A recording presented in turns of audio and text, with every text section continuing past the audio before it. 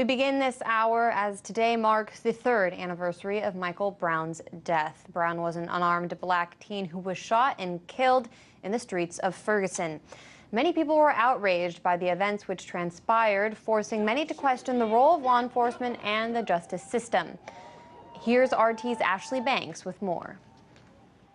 On August 9, 2014, Officer Darren Wilson shot and killed unarmed black teenager Michael Brown in Ferguson, Missouri.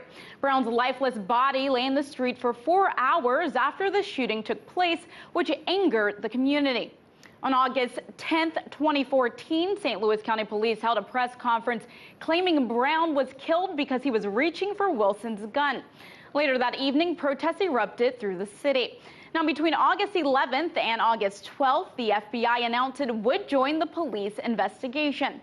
And President Barack Obama addressed the shooting, calling Brown's death heartbreaking. Police were outfitted with riot gear, dispersing pepper spray and rubber bullets as protests continue. Now, on August 15th, the police department released surveillance video of Brown taking part in a robbery prior to the shooting. Brown's family accused the police of trying to tarnish his character.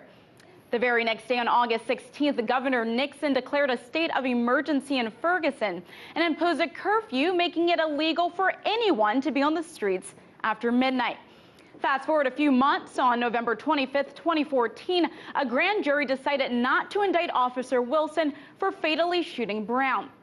A recent Associated Press investigation finds why there are rarely any convictions in fatal police shootings when African Americans are the victims, saying, quote, "Many jurors are simply reluctant to reject the accounts provided by police."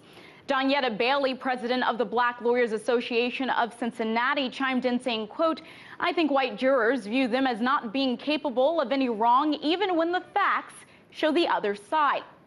The investigation also finds that racial bias is a factor, saying, quote, "Studies have shown conscious and unconscious fear of African American men plays out in numerous ways," leading to the usual not guilty verdict, like in the case of Philando Castile, Terrence Crutcher, and Sam DuBose.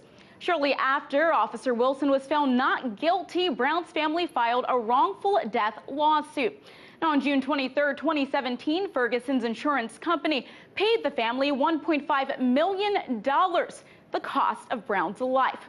Studies show more than often families will receive million-dollar settlements paid for by taxpayers before they will see a conviction. In Washington, Ashley Banks, RT.